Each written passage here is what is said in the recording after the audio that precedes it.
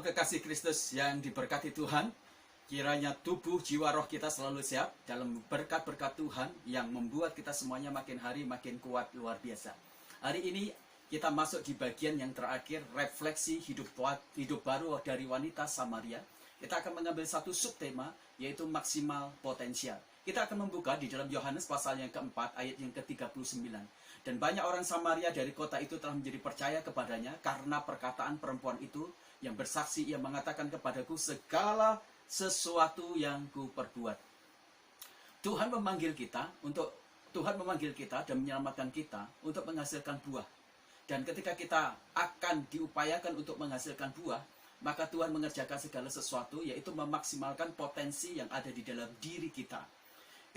Ketika murid-murid Yesus datang setelah Yesus berbicara dengan perempuan Samaria, dan perempuan Samaria itu pergi ke kota, murid-murid Yesus bertanya, kenapa kamu tidak mau makan? Yesus berkata, aku sudah makan, yaitu makanannya bukan tentang makanan jasmani, tetapi makanan tentang memberitakan Injil.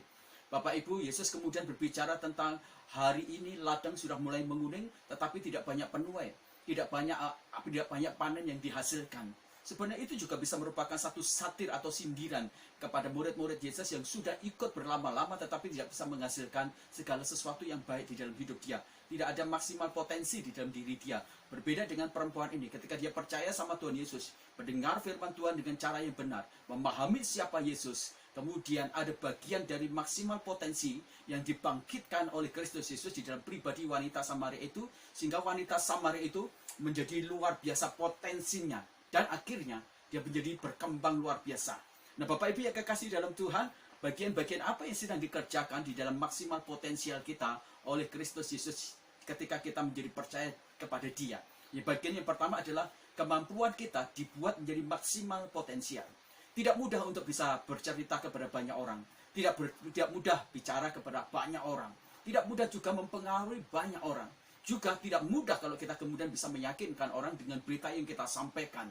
Kalau perempuan Samaria itu bisa mempengaruhi orang, bisa bercerita, bisa bicara, dan bisa meyakinkan orang kemudian menjadi pengikut, itu merupakan sesuatu yang luar biasa hebat.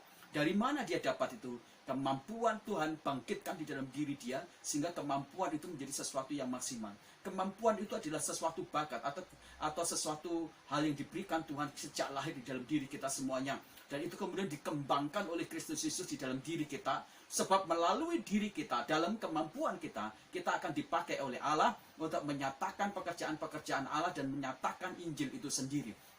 Lalu kita berbicara kemampuan, di dalamnya bisa mencakup beberapa item.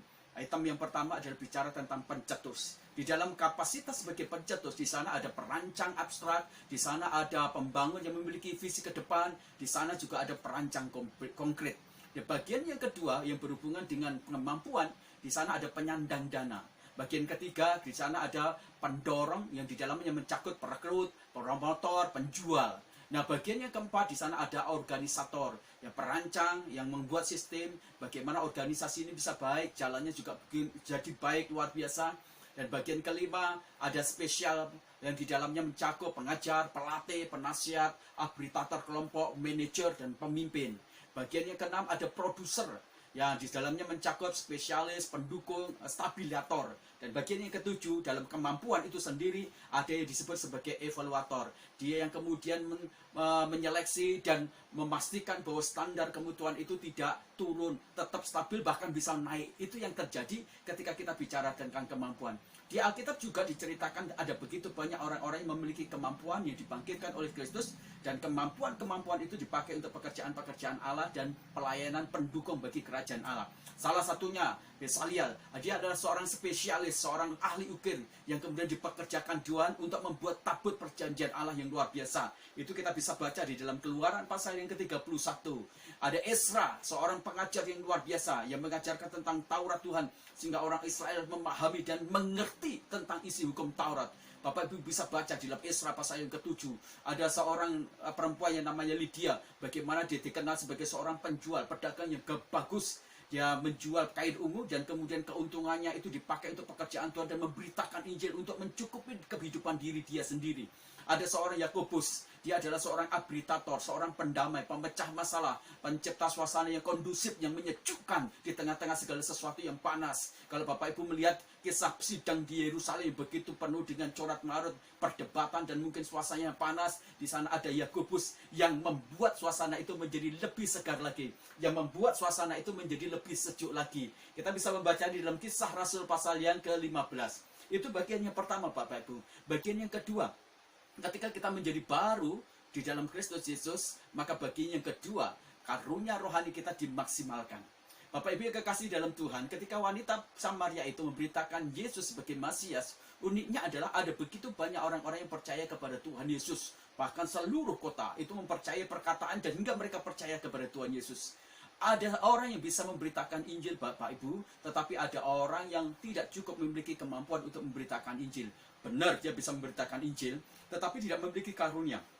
Yang membedakan orang memiliki karunia pemberitaan Injil adalah ketika dia memberitakan Injil, dia disertai dengan kuasa, disertai dengan hikmat Tuhan, dan begitu mudah meyakinkan orang sehingga orang itu menjadi percaya kepada Kristus Yesus. Tetapi ada orang-orang yang tidak memiliki kemampuan di karunia-karunia roh, sehingga ketika dia memberitakan Injil, dia tidak bisa. Memberitakan Injil itu dimasukkan dalam kategorial sebagai bagian dari karunia rohani di dalam kekristenan dan iman Kristen kita. Nah, karunia rohani itu menjadi sesuatu yang sangat penting untuk melengkapi orang-orang percaya dan berguna untuk membangun tubuh Kristus itu sendiri. Nah, karunia rohani merupakan salah satu instrumen yang dipakai oleh Allah supaya pengkolonian kerajaan Allah di muka bumi ini atau di dunia kita ini itu berjalan dalam dunia real nyata kita. Karunia rohani itu membawa kita bersentuhan dengan banyak mujizat atau keajaiban-keajaiban Tuhan di dalamnya. Dalam banyak pemberitaan Injil, para rasul diberikan karunia rohani, salah satunya mujizat sebagai faktor pendukung yang menstimulus orang menjadi percaya kepada Yesus Kristus. Karunia rohani itu menjadi sesuatu yang diberikan Tuhan, dibangkitkan Tuhan, dimaksimalkan potensialnya di dalam hidup kita semuanya ketika kita menjadi baru di dalam Kristus Yesus. Apalagi ketika kita memberitakan Injil bersama-sama dengan kuasa Roh Kudus itu sendiri. Nah, bagian yang ketiga, apa yang dimaksimalkan ketika kita menjadi baru dalam refleksi wanita Samaria ini, bagian yang ketiga adalah buah roh menjadi maksimal potensial di dalam hidup kita semuanya.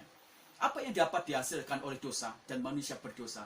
Kecenderungan untuk berbuat dosa dan berbuat jahat. Itulah yang diungkapkan oleh Agustinus, Bapak Gereja kita semuanya. Agustinus menyadari bahwa orang berdosa, mereka tidak memiliki maksimal potensial di dalam karakter mereka, dalam buah-buah roh mereka. Kenapa? Karena kecenderungan orang yang berdosa itu hanya membuahkan kejahatan, hanya membuahkan pemberontakan terhadap hukum-hukum Allah. Ya, waktu kita masih berdosa, belum percaya kepada Kristus Yesus, kita mati terhadap kebenaran. Diajak untuk hidup kudus, diajak untuk mencari Allah, diajak untuk mengampuni, diajak untuk memaafkan, diajak untuk berpikir positif, diajak untuk berpikir baik, diajak untuk melakukan sesuatu yang benar. Kita tidak suka, kita tidak akan mau, bahkan kita mati, tidak berespon. Kenapa? Karena kita manusia berdosa. Seperti itu juga yang dialami oleh wanita Samaria sebelum dia dijamah oleh Kristus Yesus, berjumpa dengan Kristus. Dia punya kecenderungan berbuat jahat terus-menerus dan berbuat dosa. Tetapi ketika dia percaya kepada Kristus Yesus, semuanya menjadi berbeda, semuanya menjadi berubah. Buah-buah roh di dalam diri dia itu kemudian berkembang luar biasa. Bapak Ibu, karunia rohani akan membuat kita bisa mencapai titik puncak atau menjadi top luar biasa, terkenal. Tetapi karunia rohani yang tidak dibarengi dengan karakter rohani itu akan menghancurkan kita. Karena itu bisa kita sombong. Kita bisa menjadi orang yang kemudian sangat angkuh luar biasa. Karakter kita bisa menjadi buruk. Kita bisa kemudian menjual karunia-karunia untuk kepentingan kita sendiri. Maka karunia rohani perlu didampingi dengan buah-buah roh di dalam hidup kita semuanya. Kenapa? Supaya ketika karunia rohani yang begitu hebat diberikan pada kita, itu membuat kita tetap rendah hati. Kita tahu prioritas bahwa yang semua diagungkan itu adalah Kristus Yesus dan bukan tentang kita semuanya. Bapak Ibu, karunia rohani hanya akan membuat kita dikenal oleh manusia, tetapi buah roh yang membuat kita dikenal oleh Tuhan. Karunia rohani akan membawa orang kemudian dekat dengan kita, tapi buah roh yang membuat orang bertahan lama bersama-sama dengan kita. Maka buah-buah roh itu menjadi sesuatu yang sangat penting di dalam hidup kita semuanya. Buah-buah roh itu menjadi sesuatu yang menentukan kualitas kita di hadapan Tuhan dan di hadapan manusia. Bapak Ibu yang kekasih dalam Tuhan, pada akhirnya buah-buah roh yang membuat kita menjadi berkenan kepada Tuhan. Jadi ketika kita bicara tentang buah roh yang maksimal potensial di dalam diri kita, itu bicara bagaimana karakter kita dibuat menjadi lebih unggul lagi. Karakter kita dibuat menjadi lebih bermutu dan berkualitas lagi. Bapak Ibu, buah-buah roh yang membuat kita kemudian memiliki kerinduan meninggalkan dosa sehingga kita melayani Tuhan. Buah-buah roh yang membuat kita kemudian diperbaharui di dalam karakter kita sehingga kita hidup dalam karakternya Kristus. Bagaimana dengan kita semuanya? Apakah kita sudah memiliki maksimal potensial di dalam diri kita semuanya? Maksimal potensial di dalam kemampuan kita? Maksimal potensial di dalam karunia-karunia roh kita? Maksimal potensial juga di dalam buah-buah roh kita? Hari ini mari kita minta supaya refleksi hidup baru dari wanita Samaria itu menyadarkan kepada kita tentang maksimal potensial ketika kita percaya pada Kristus Yesus. Amin. Kiranya kebenaran firman Tuhan ini memberkati kita. Mari kita berdoa. Bapa di dalam surga, kami berterima kasih ketika kami percaya kepada Tuhan. Sistem reproduksi lagi kami tidak dibuat menjadi mandul, tapi dimaksimalkan potensi kami sehingga kami bisa menghasilkan buah-buah roh, buah-buah karunia rohani, bahkan buah-buah kemampuan kami, sehingga ada begitu banyak kontribusi dalam peranan kami, di dalam iman kami, dalam karunia kami, dalam karakter kami, untuk membangun kerajaan Allah, untuk membangun orang-orang percaya, dan untuk membangun tubuh Kristus. Kami berterima kasih Tuhan. Kami terus berdoa untuk bangsa dan negara yang kami cintai. Bapak, Engkau memberkati bangsa dan negara yang kami cintai ini. Jadikan negara dan bangsa kami ini menjadi bangsa dan negara yang adil, makmur, sejahtera. Sehingga bangsa negara kami ini benar-benar Tuhan menjadi bangsa yang terayomi di dalam pemerintahan yang Kau telah tentukan pemimpinnya Tuhan. Tuhan, kami percaya, biarlah bangsa kami yang diberkati oleh Tuhan akhirnya menjadi bangsa yang memberkati bangsa lain.